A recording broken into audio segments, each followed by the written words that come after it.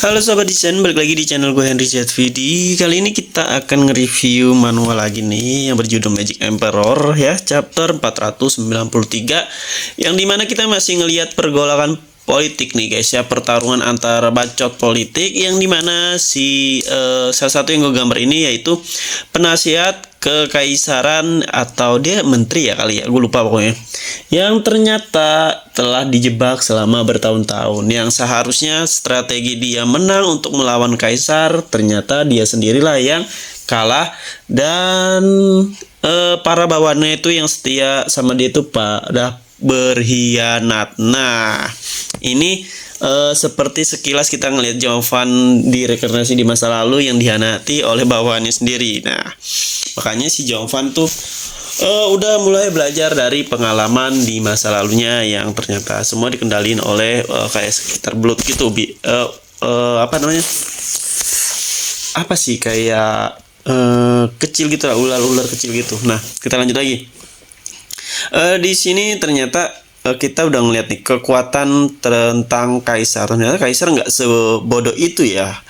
Tua-tua keladi ini ternyata hebat juga, bisa membodohi seluruh kekaisaran dan beberapa 7 bangsawan. Nah, dan semua orang-orang dari kekaisaran lain juga membelok, dan semua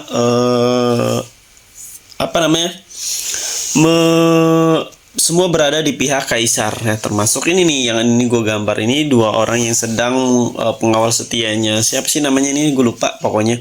Nah, jadi serunya ya, gue juga nggak nyangka ternyata kekalahan si penasihat atau menteri ini dengan cara dihianati. Ya mau nggak mau dia pasrah ya, soalnya kan dia itu nggak sekuat Jovan. Jovan itu kan udah pintar, licik, tapi kuat juga ya kan. Beda cerita sama dia. Dia cuman pintar aja tapi nggak punya kekuatan ya. Cuman otaknya aja yang pintar, makanya dia pas udah ketahuan kayak gini ya mau dia main aja, mau ngelawan pun nggak akan bisa menang melawan beberapa kultivator yang kuat-kuat. Nah, kasihan, tapi nanti dia ini bakalan menjadi salah satu anak buahnya si Jovan, atau bakalan gabung ke clan Law untuk ngebantu ngelindungin clan Law nah sendiri, yang dimana nanti Jovan seperti biasa ngasih kayak ulat-ulat gitu ya, ulat yang dimana bisa mengatur lah ya beberapa anggotanya biar pada nggak berkhianat seperti sekarang.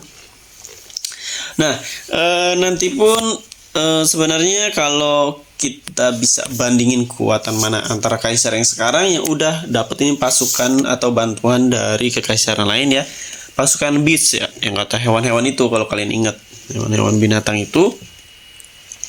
Sebenarnya nanti Jovan sempat terdesak, sempat hampir mau kalah ya. Pertama ya biasa lah ya, MC yang begitu kan ceritanya, dia kalah dulu sebentar baru nanti menang lagi. Nah, di saat situasi seperti itu juga tetap sih kayak mantan-menteri ini bakalan tetap ikutin Jovan, karena Jovan sendiri mempunyai bantuannya sendiri, yaitu dia itu bukan hanya milik clan Law tapi salah satu clan Demon ya, yang dia bakalan nanti arc selanjutnya setelah kekaisaran ini selesai, dia akan masuk ke clan Demon. Nah, di situ nggak langsung jadi kayak orang terkuat sih kayak biasa ya. Jovan juga bakalan merangkak dari bawah dulu untuk bisa ngedapetin kekuatan. Nah, dari sini sih pasti kalau kalian udah baca novelnya juga ya, Demon ya, si sekte Demon. Dan kita juga nggak nyangka ternyata yang tahu itu semua rencana kaisar yaitu cuman si kaisar sendiri dan mungkin bayangannya, yang jiwa bayangannya yang dia percayai ya. Dan di sini juga bakalan saking tragisnya, yaitu siapa sih yang ketua macan itu, pasukan macan itu bakalan mati atau tewas, dikorbanin lah ya sama kaisar, karena sebagian atau pasukan dari milik kaisar tuh semuanya tuh hampir dipegang kekuasaannya sama si anggota atau keluarga macan itu guys ya, yang dijuluki macan putih lah. Jadi keluarga macan putih. Makanya si kaisar pengen ngendalin atau ngedapatin seluruh kekuatan dari pasukan kekaisaran 100% jadi milik dia lah ya, ibaratnya begitu. Makanya mau nggak mau dia ngorbanin salah satu pelayan setianya. Nah, di sini si mantan menteri ini menyesali hal itu. Ternyata si kaisar itu berpikir yang sangat-sangat kejam seperti Jovan sebenarnya sih, kayak Jovan. Tapi Jovan ini tipe yang nggak langsung babat habis. Kalau dia masih bisa dimanfaatin sama Jovan, ya paling sama Jovan dikasih kayak ulat-ulat gitu buat ngendalin pikirannya aja.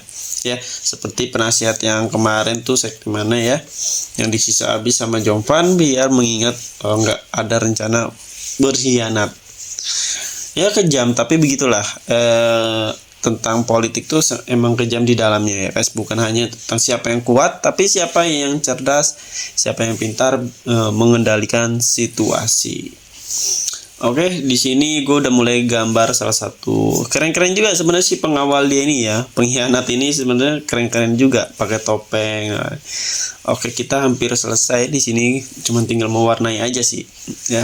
Udah gue selesai bikin ilustrasinya. Jadi kalau kalian mau belajar ya silakan. Sebenarnya udah gue juga kadang ngajarin, ngasih tutorial gimana caranya bikin karakter, ilustrasi dan lain-lain ya di Figma gratis sebenarnya.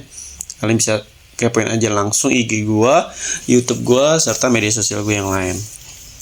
Nah, ini meskipun nggak sedikit sama-sama komik, nggak sama-sama komiknya, yang penting agak sedikit mirip ya. Yang penting kalian tahu, oh ya ini karakter si Magic Emperor, yang ini, udah bla bla bla. Oke, nah si Jovan juga sekarang paling lagi mengukur strategi berikutnya nih. Masih senang-senang nih si Jovan, dia nggak tahu kalau ternyata Kaisar memiliki banyak pasukan. Nggak diduga gitu bahwa dari kaisaran lain juga ikut terlibat di dalamnya ngebantuin Kaisar ya, karena kerja sama Kaisar. Tapi nanti tenang, si Jovan emang awal-awal kaget dan agak sedikit terdesak ya, tapi tenang, seperti biasa ada aja dia itu yang nolong, dan ada aja cara atau solusi buat ngelawan beberapa pasukan dari Kaisar. Dan nanti juga dari Macan Putih itu bakalan menjadi anggota Jovan juga tuh ya, yang kakak-kakaknya angkat dari majikan si Jovan yang Jovan layanin tuh ya, kan ada anak angkatnya si Macan Putih tuh. Nah, adanya lah ya, nanti mau gabung ke klan lo semuanya. Nah, nanti klan lo bakalan jadi kuat tuh kan, menjadi kaisar bayangan. Nah, jadi Jovan itu bakal dijuluki kaisar bayangan dari kekaisaran ini nih ya. Karena dia emang sebenarnya nggak mau jadi kaisar sih ya, arahnya bukan mau ke situ. Oke, udah mau selesai ya. Kalau kalian ada mau requestan, mau review manhwa atau film atau yang lain, kalian bisa di kolom komentar video ini request aja, atau bisa DM IG gua kalau ada pertanyaan lain dan mau belajar ya. Kita warnain backgroundnya biar agak sedikit dark. Oke, udah jadi. Cukup sampai sini. Terima kasih yang udah nonton. Sampai jumpa lagi di next video.